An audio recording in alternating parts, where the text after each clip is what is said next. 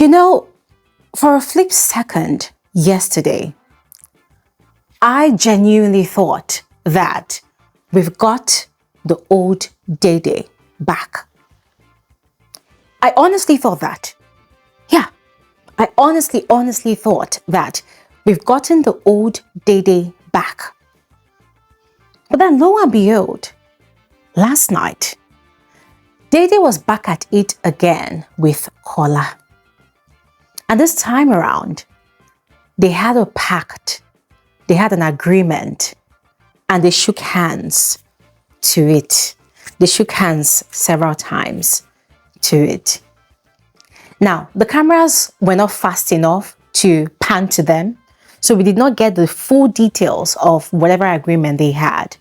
But I heard Kola saying something about, yeah, I mean, do I have a choice? I'm walking into the lion's den. And Dede said, welcome, Danny. In other words, welcome, Daniel. You know, the whole biblical reference of Daniel in the lion's den, right? And we know what happened in the Bible. Daniel went into the lion's den, sort of neutralized the lions and was preaching the gospel of Christ to the lions, and the lions were listening. So when Kola put it that way, it made me wonder, is it that these two people are actually having an agreement to ship from this week? But I had another theory. Because I also heard Kola say that, oh, Sundays are out of it. There's always one drama or the other surrounding us every Sunday. So Sundays are out of it. Let's keep Sunday out of it. Let's give them Sundays. When he said that, my antennas were standing like this, bing, because guys, see, I was racking my brains trying to decode whatever they were talking about, but they were speaking in so much codes that it was kind of frustrating. But I'm not deterred because my eyes are on those two. I am going to be watching them very closely to, try to deduce or decode whatever it is that they plan on doing. Because whatever it is, guys, I don't think I approve. Because, ladies and gentlemen, late last night, Kola once again went to Midday to go and be as usual. And, my God. Anyways, I saw that happen. Yeah, I saw that happen. And then it reminded me of Ebuka's final words to the housemates on Sunday, when the live eviction show was about to end. Ebuka had said something about, oh, some of you came into the house with a strategy, but now your strategy is just, it's scattered. It's like you don't even know what you're doing. I felt strongly that night that Ebuka was referring to Dede. But it seemed like she did not think she was doing anything wrong. So I'm going to be frank with all of you. Listening to that conversation, in fact, the coded conversation between them, having a pact or whatever, I was kind of disappointed. Really disappointed. But let me not be too hasty to judge because I want to see for myself whatever it is that they are planning. Yeah, whatever it is, we will see. Because Kola again went to Midday to gain more ammunition, more information that he will use in that their so-called pact. And guys, it's really, oh God, it's just really painful because Dede is still in the dark about what exactly is going on.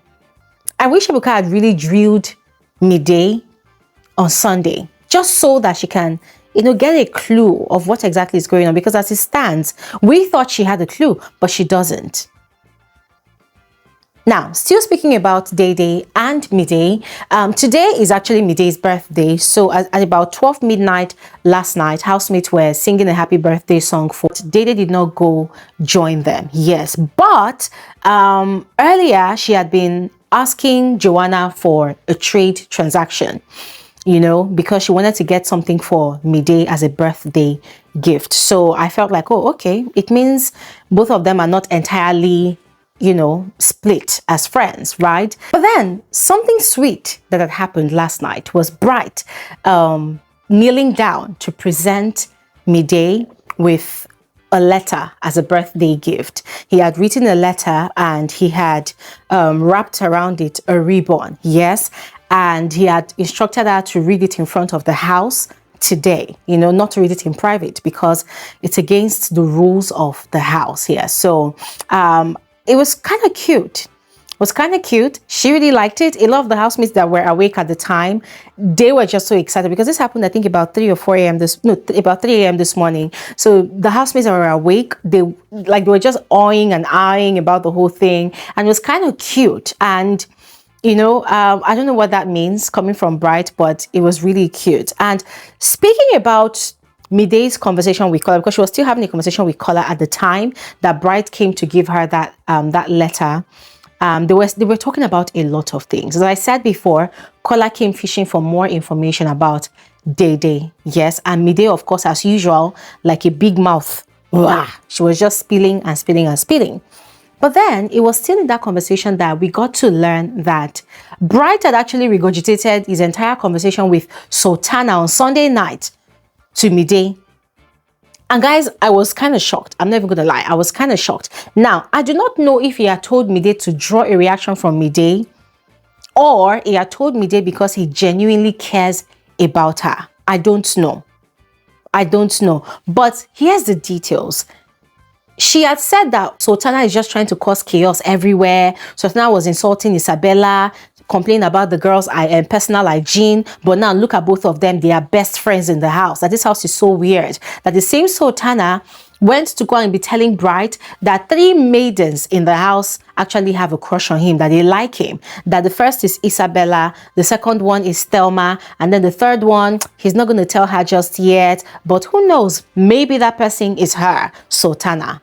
That what rubbish is that? That what is Sultana trying to achieve? Or that does Sultana want them to fight over a man? That she's not going to do that. So Midday was just ranting. And Kola too was also, defending Midday in her rant, speaking on her behalf as well.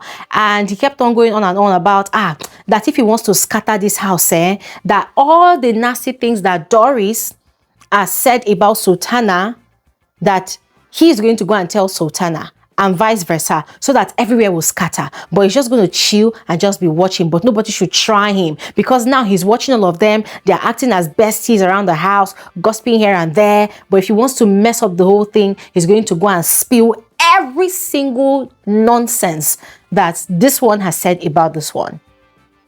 Ladies and gentlemen, I listened to that conversation. Nothing shocked me more than the part where Sultana said that she is the 3rd maiden that has a crush on Bright. And it shocked me to that level because it was the same Sultana and Big Soso that were encouraging Isabella to go ahead and flirt with Bright and disrupt whatever is going on between Bright and Midday. So the fact that Sultana had gone as her own emissary to go and tell Bright that she also likes him, I said, chai! Just when we thought that Sultana and Isabella are actually best of friends, turns out that Sultana is also, in a way, trying to play Isabella. And Isabella does not know. Because, guys, I kept on wondering that, from where to where? How did these people become besties all of a sudden? Because about 3 weeks ago, Sultana, unprovoked, just started a smear campaign against Isabella, saying that the girl smells, she has mouth odor, blah, blah, blah. She has hip dips, that she went to go and do fillers on top of her lips to make it look like her cupid bow is actually very sharp. Body shaming the girl, saying a lot of things, slut shaming the girl as well. Saying all manner of derogatory things. And that was why, Sunday night when she was trying to tell her sub story about how she was married off at the age of 15, So very honest, I did not feel any iota of pity for her. Because for me, you have such a story, but you're not a nice person. You have such a sad story, but you're not gracious to other women around you. You're always very busy tearing down the women around you. Look at what she did to Dede. Look at what she did to Isabella. At every given opportunity, Midday, of course, as well.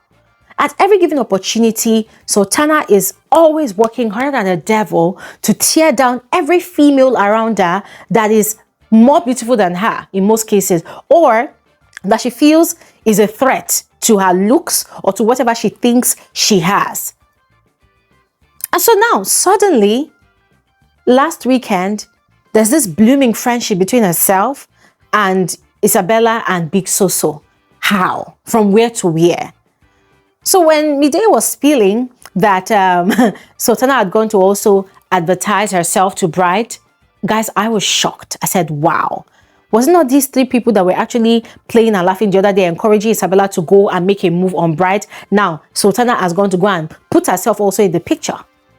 And speaking of Isabella, she's yet to make any move, which is very annoying for me because we all have expectations of her to go ahead and do what she says she wants to do. It's not just about talking, but she hasn't done anything yet. And I understand she's observing a punishment, which has sort of halted her plans for the week. But regardless, you can still take a break and flirt and do whatever you want to do. But she's yet to do anything. So ladies and gentlemen, yeah, the drama is heavy. But I'm going to stop talking here right now because I would love to hear from all of you. What do you think about the dynamics of the friendship between Sultana, Big Soso, and Isabella? And also, what do you think about this strange pact that Dede has gotten into with Kola? For me, I am not impressed. I am very disappointed because I thought we got the old Dede back yesterday, only for us to have this nonsense that's about to happen between both of them. And Kola is still not relenting. He's still going about gathering information about how to use against her.